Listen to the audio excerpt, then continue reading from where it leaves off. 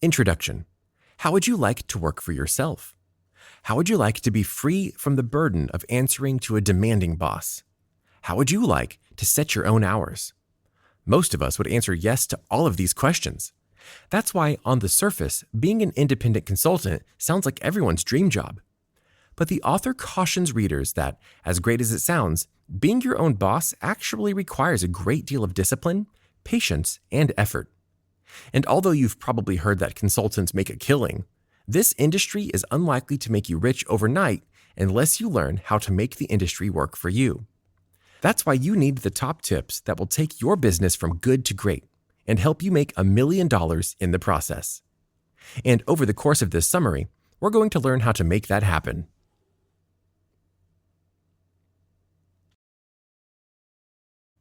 Chapter 1. What do you bring to the table? Because you can serve as a consultant on almost any subject, a clear job description doesn't really exist. As a result, it can be hard to know what your role is really supposed to look like. How much experience do you need to have? How do you know when you're ready? These questions can drag you down and get in the way of your budding work as a consultant. And that's why these questions are the first thing the author seeks to address. Put simply, a consultant is defined as someone who adds value to any given field or conversation. A consultant brings a valuable combination of experience, insight, and skills that their client desperately needs. And even though you may not be certified as a consultant, because that's not really a thing, your experience will speak for itself. For example, if you're a retired doctor who specialized in disorders of the blood, you're already qualified to work as a consultant on a case with a rare blood disorder. Because you have that valuable experience, you can bring something to the table and help another team of doctors solve their problem. And the same is true for pretty much every area in which you could serve as a consultant. So when you start advertising yourself as a consultant, don't let yourself be distracted by questions like, what does a consultant do? And am I ready? Or do I have to be certified? If you're going into business as a consultant, you already have a wealth of expertise in a certain area, whether it's legal, psychological, or cultural. That will make you attractive to your clients. Because a consultant is, above all, someone who adds value. And you can rest in the knowledge that your experience inherently means you will bring something of value to the table.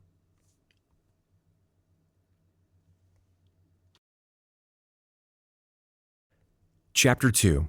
Put yourself out there. But now that you know you're ready, how do you let people know?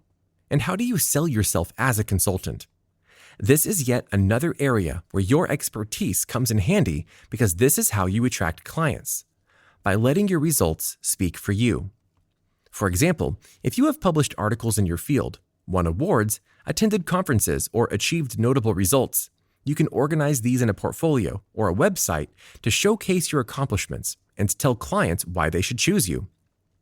To take a look at the value of this strategy in action, let's imagine you're a social media influencer. You know what makes a great Instagram post, and you know how to make people buy what you're selling. These qualities have helped you to conduct a number of successful brand campaigns for your former clients. But if you want to go into business for yourself as a social media consultant, you can showcase that experience by creating a portfolio that highlights all of your most successful campaigns. For an extra wow factor, you can also compile a few statistics, like the amount of revenue you've generated for your clients, the number of likes and views your posts received, and the exact amount of products that were sold as a result of your campaign. Because you have a history of proven results, prospective clients are going to recognize your success and jump at the chance to acquire your valuable insight for their business. But although this option is tried and true, it's also only one strategy. Word-of-mouth marketing is another great one, and you should never underestimate it. To consider the effectiveness of word-of-mouth marketing, just think about the effect it has on you when a friend recommends a product. Because you trust your friend and their values, you're likely to take their suggestion and try that product, even if you have no previous experience with it yourself. Utilizing client testimonials and references can have the same effect for your consultancy firm. And as an added bonus, there's a strong possibility that your former clients have great connections in their field. If you can encourage them to write positive testimonials for you and recommend you to their colleagues, you won't have to do much at all in the way of self-promoting. And if you employ both of these strategies at once, business will be booming before you know it.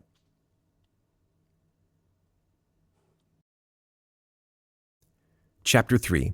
Define your value.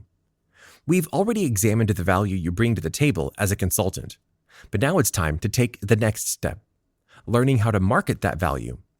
This is different from attracting clients or selling yourself through a portfolio because it requires taking a good hard look at the specifics that make you who you are. And ultimately, it's these specifics that are going to make you a success. That's because you have to identify the things that make you stand out from the crowd. Because unfortunately, no matter how qualified or talented you are, there are probably a few thousand other people with those same talents and qualifications. And even if you have an awesome track record of proven results, someone else can have that too. So why should a client go with you? Answering this question requires digging deep and bragging on yourself, two things that most people are reluctant to do. But although it may feel a little awkward, don't be afraid to be blunt or even boastful. And don't get caught up in the well-intentioned vagaries that characterize most professional slogans. You've seen it before, those flashy commercials that hammer home power words like transformation, evolution, or success, and still leave you wondering what in the world they sell. You're better than that. So don't settle for a vague and generalized description like, my work as a consultant is unparalleled. It sounds impressive, but it's non-specific and lacks supporting evidence to back it up. So instead, tell your clients that you can use your superior knowledge of marketing and social media metrics to increase their revenue by 20%. And then back it up with proven examples that show you're the real deal. Ultimately, you can word your pitch any way you like and tailor it to any industry that's relevant to you. But at the end of the day, your clients should walk away with the impression that you are authentic and successful, and that you've been honest about the powerful results you can give her. However, it's important to bear in mind that even with the best and most enticing pitch, even with the most stellar track record in the world, some clients are still going to say no. And that's why, especially in the early days of your business, seeking out clients will be your full-time job. This is a unique challenge that many budding consultants aren't prepared for, especially if you're transitioning from a career that provided you with an automatic array of clients, like being a doctor or lawyer. So how can you stay motivated throughout the journey? The author observes that a singular motivation will drive your every choice as a consultant, the desire to add value and generate revenue. After all, you're in this business because you know you have valuable experience that people need, and you want to work for yourself. You want to make it in this field, and you want to grow while doing so. And the good news is that while you might not be rolling in money at first, as a consultant, you will always be rich in opportunities for growth. That's because every new client and every new experience is an opportunity to transcend the traditional daily grind. It's a chance to move beyond the expected and engage with something new. And if you're open to new opportunities for growth, you can literally learn on the job and to build your portfolio at the same time. This, in turn, will enable you to tout new experiences and qualifications to attract clients, and of course, raise your salary.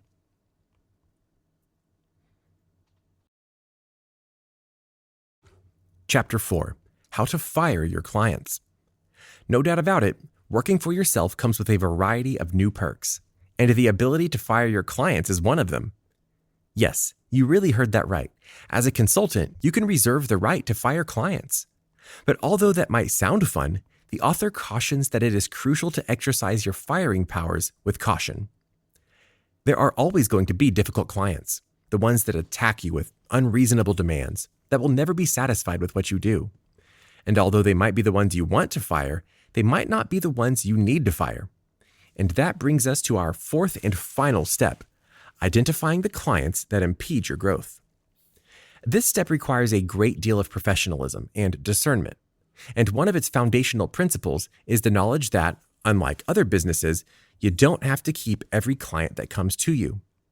Where other businesses aim to amass as many clients as possible, thereby increasing their revenue and their sphere of influence, your business is centered around value. As a consultant, you're concerned with two types of value, the kind you bring to your clients and the kind they bring to you. That value can come in a variety of different forms, be it the relationship you forge with that client, the connections they can offer you, or simply the money they bring in. But no matter what, your partnerships should always be mutually beneficial. This principle should serve as a strong motivator because it can help you learn what to avoid as well as what to seek. For example, let's imagine you're just starting out as a consultant. You have no clients yet and you're desperate for money. Your instinct might be to take on the first job that comes along with it, even if they want to pay well below your set rate. It's worth it, you might think. At least I'll get some money and experience. Unfortunately, however, this mentality can affect both your attitude and your reputation. If you think of yourself as being desperate for clients and willing to take any job that comes along, that's how you'll present yourself, and clients will pick up on it. So, instead of choosing you because you're the gold standard in quality or because of your stellar track record, they'll choose you because they know you're desperate and willing to sell yourself short. And because this attitude can infect your entire future client pool, it's better to turn down a prospective client than to risk the damage to your reputation. Similarly, if you're faced with a client who will sap your time, energy, and resources, keeping you in knots and preventing you from pursuing your best, it may be worth it to fire this client too. Because their impact on your mindset will soon permeate every aspect of your business and ruin the budding empire you worked so hard to create. That's why our last and most important lesson is learn to advocate for yourself. Learn to say no to clients that won't bring you the value you deserve. And above all, refuse to sell yourself short, even when it means making tough decisions, and even when it means losing money. And as you establish that pattern of growth, remember that growth is never a one-and-done process. In fact, the author recommends that you conduct a brutal review of your business at least once every 2 years, and take this opportunity to identify the contracts that are holding you back. For example, if you have one $100,000 project and two $10,000 ones that are taking the same amount of time, resources, and energy, cull the dead weight of the lesser contracts and pour your energy into seeking bigger projects that will add the value you deserve.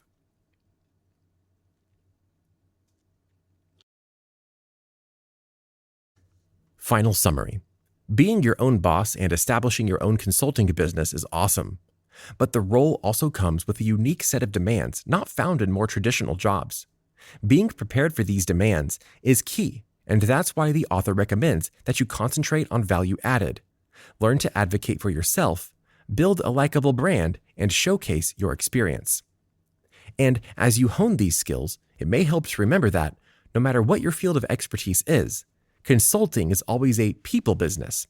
It's characterized by the mutually beneficial relationships you build and the value you add to your client's business.